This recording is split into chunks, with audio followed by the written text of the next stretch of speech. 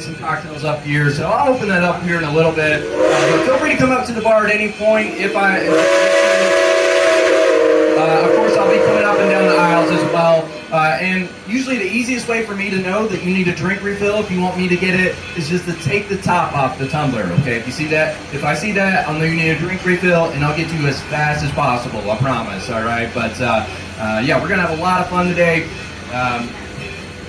And again, my name is Jacob, too. I'll be taking care of you. And of course, those drink refills, for those of you that just got on, I'll be refilling those all day. Coke, Sprite, Diet Coke, sweet and unsweet tea, water, lemonade, I have available.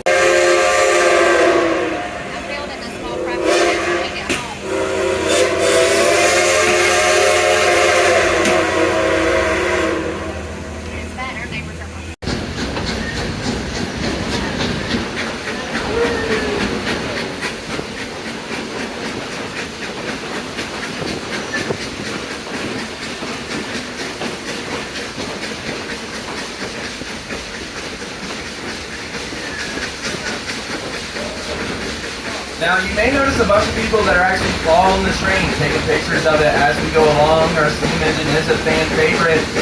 Now, we like to call them foamers because they are foaming at the mouth over the steam engine, all right?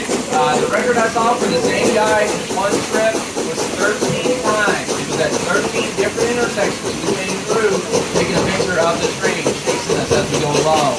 You may see a bunch of people, feel free to tell them too as we go along, chasing us as we go.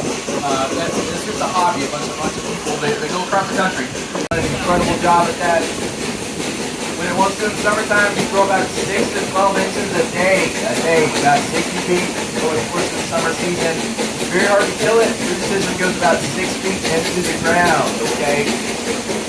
Now, there are methods of controlling it. There are farmers around here that will rent out their goats and they'll charge by goat per hour in a custody section in written area of land. They can clear it out in a few days, okay? And now you can eat it too. I don't recommend it, but if you got nothing else to eat, you can eat kudzu vine, the stem, the leaf, the root, the vine, all of it, okay? And Eastern medicine as well over in Japan, they've been known to brew the root into a tea. They say it helps with fibromyalgia as well as hangovers, all right? So pretty cool there. Over here, they used to sell their stuff. I don't know if they still do, but at one point in time, they made a kudzu jelly out of it. Facts about the kudzu vine, we're going to see a lot of it today as we go along.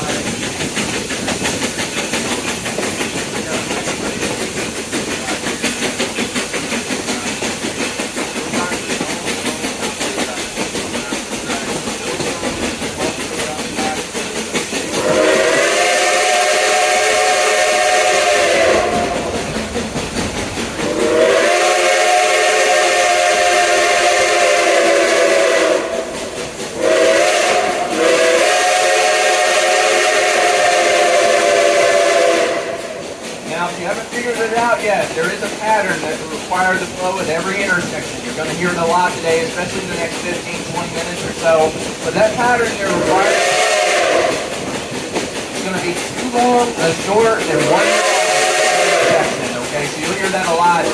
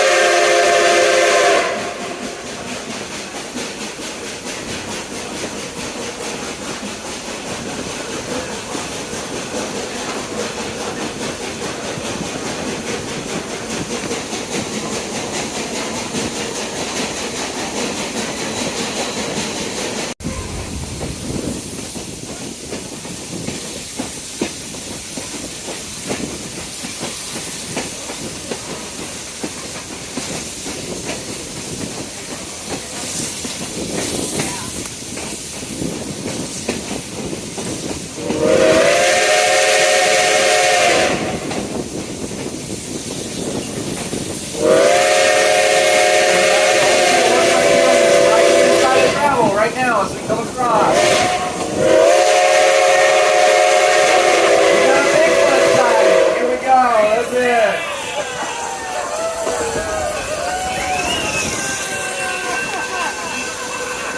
City, and that is their favorite hobbyist. They know when we come through, and we might see them on the way back, who knows, but we see them almost every day, all right? So you can tell everyone back home saw Bigfoot today.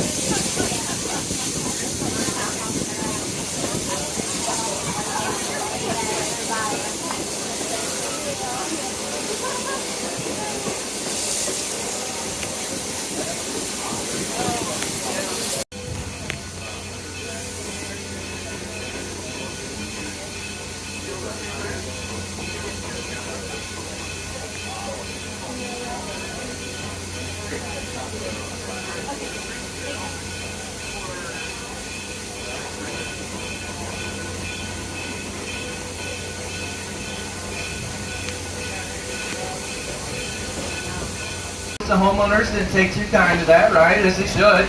And it took years of fighting, but many, many years later, they eventually got permission to put these houseboats here on Lake Fontana, or floating homes, as somewhat of reparations for them losing their homeland. There's about 440 of them that are scattered throughout the lake to this day, and they are grandfathered in, so you can't put new ones on, so what's there is there. But there's about 440 of them that are scattered throughout the lake. They are very clean. Most of them run on solar or generator power. Now, the original stipulation was they had to remain in the bloodline. They had to be passed down from generation to generation from those that originally lost their homes. But that is no longer the case.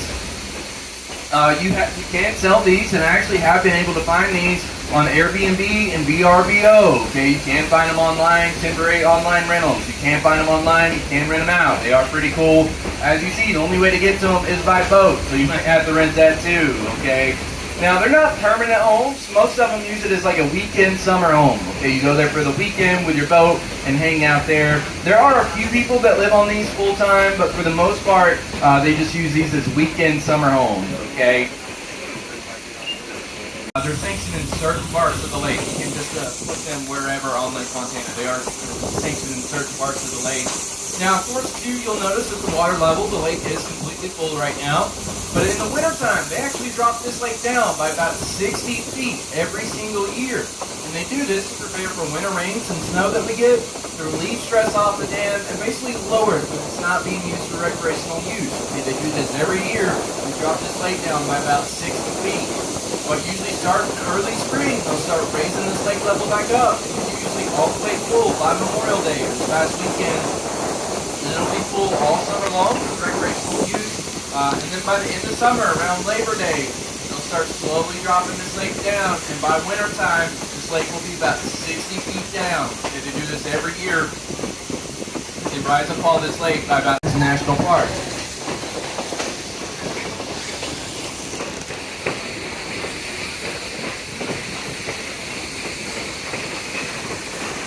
And also, too, if you didn't know, this whole area, and especially the national park and the higher elevations, they're considered a temperate rainforest. Okay, we get about 80 to 100 inches of rain per year. All right, so it usually rains almost every day in the summertime. So I don't think we're supposed to get any today. So we should see some clear views. Now, coming up in this next view in about 30 seconds on this right-hand side, it's going to be our first views of Cleveland's Dome. Okay, the tallest point in the national park, 6,643 feet. Like I said earlier, it's only 40 feet shorter than Mount Mitchell, the tallest mountain on the East Coast, over by Asheville. Cleveland's Dome is the tallest point in the national park, the state of Tennessee, and on the Appalachian Trail. It's about 14 miles from our location right here. And they say on the clearest of days from the top of Cleveland's Dome, like a day like today, you can see about 7 states, or upwards to about 100 miles from the top up there. All right, it is really cool. If you ever get a chance to go up on Cleveland's Dome on top of that 40-foot observation tower, it is really cool. But it's only about 45 minutes, maybe an hour away from Bryson City. Not too far. It is the tallest point in the national park. But you should be able to see it coming up right now on this next view, looking across the water. That tallest mountain that you're about to see, that is Cleveland's Dome. Hidden just a little bit by the clouds there, but you can't see it. But yeah, that is Cleveland's Dome looking across the lake.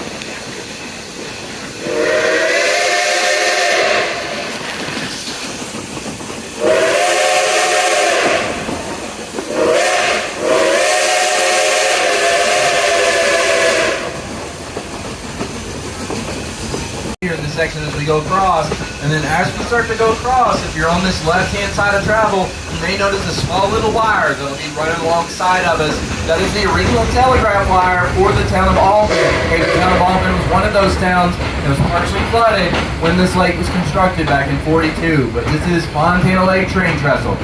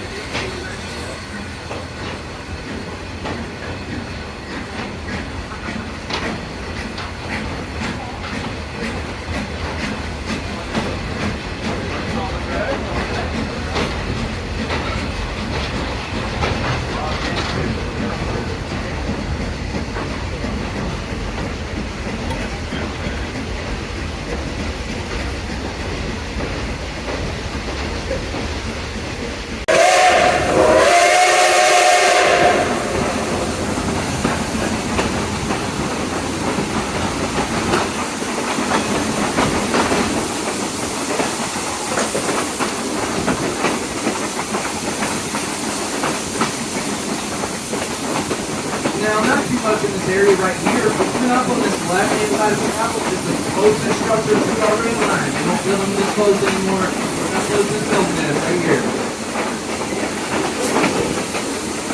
Now, that whole property once belonged to a man by the name of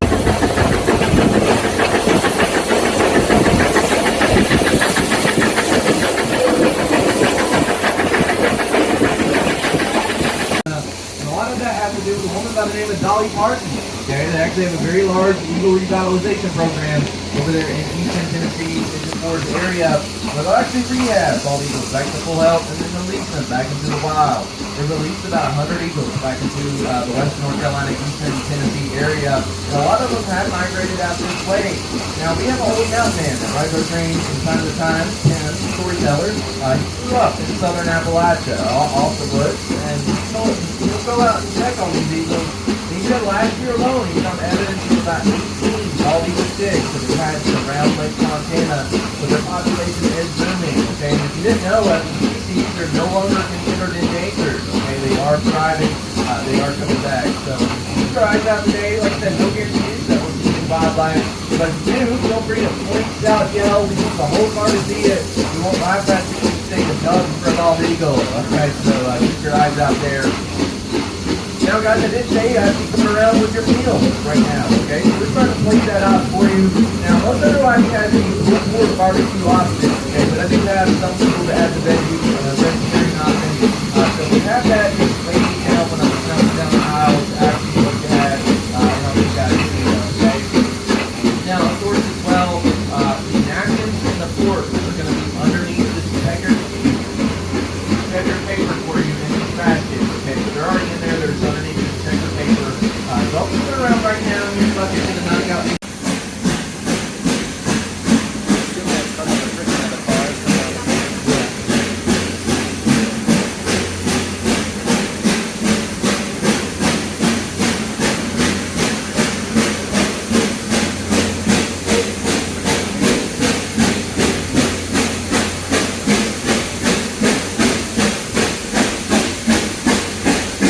Second, I'm about to point something out that is pretty cool. I'm one of the few ones that actually know where they're at, but here in a minute, I'm about to show you a set of 3 caves that we can see from the railroad tracks. Now, legend has it the Cherokee were able to hide in caves all throughout these mountains to evade capture from those soldiers that were looking for them.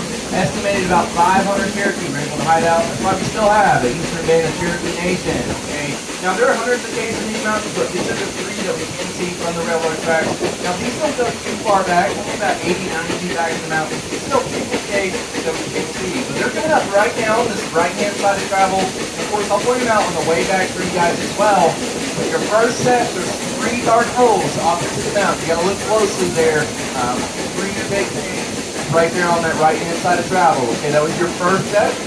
Now your next set, there's two of them. They go down into the mountain. It's going to be a little harder to see right there for you. Okay, it goes down into the mountain there. Okay, I know you got to look closely. Sunlight and the leaves on the trees are messing with us.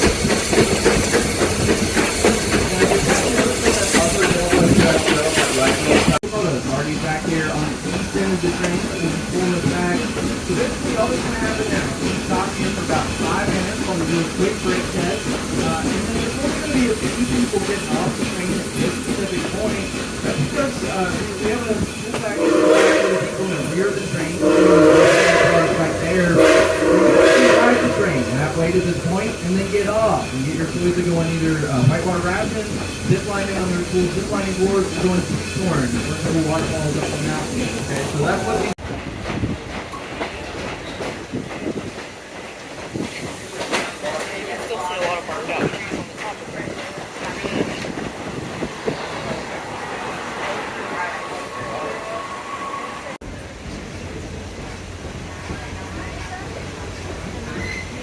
Now, of course, all right, but now, as I was saying earlier, it is a lot of fun. You get a chance to go whitewater rafting on this river.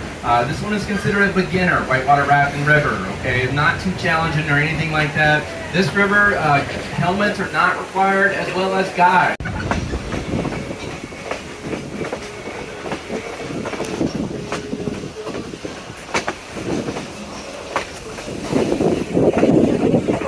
Like I said, the tallest peak that you're seeing right there is Flamewood Knoll, 6,653 feet. So great shot.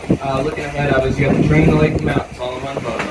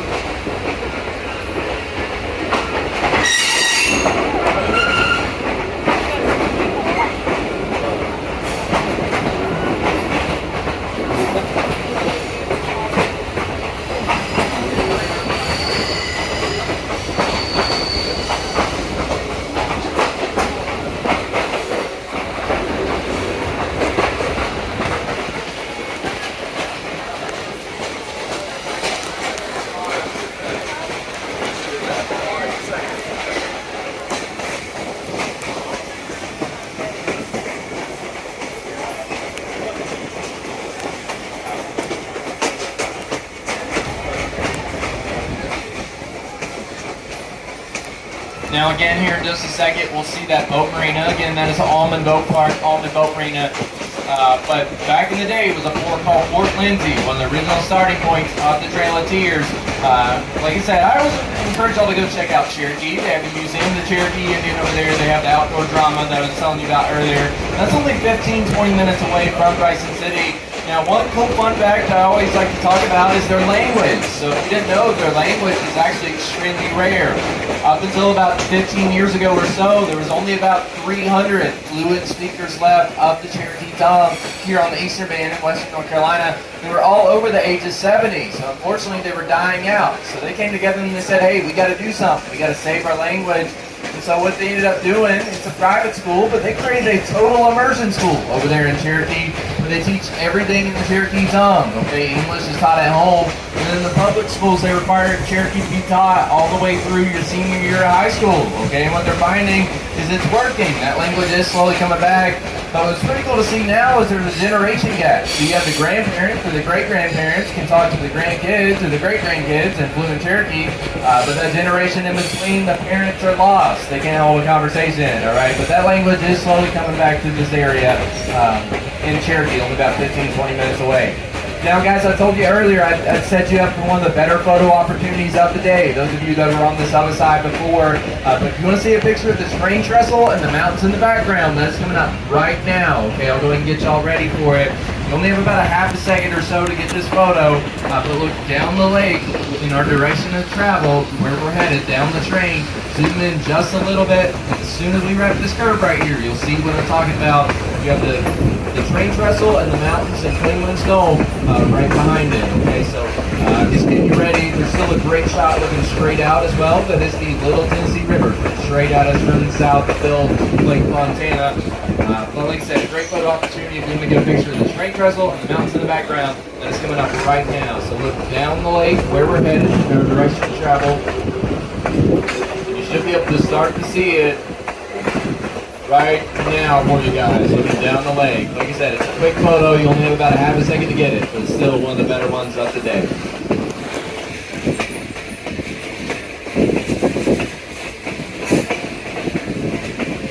That Fontaine Lake train trestle. Remember, it's 777 feet long. 4 bridges put together to create this span. It's about a 40-foot drop to the water right now. And remember that original telegraph wire that will be running on that right-hand side of travel that send a signal to that Almond train depot back there. Okay, it's one of the towns that's partially flooded when this lake was constructed. But yeah, this is the Fontaine Lake train trestle coming up right now.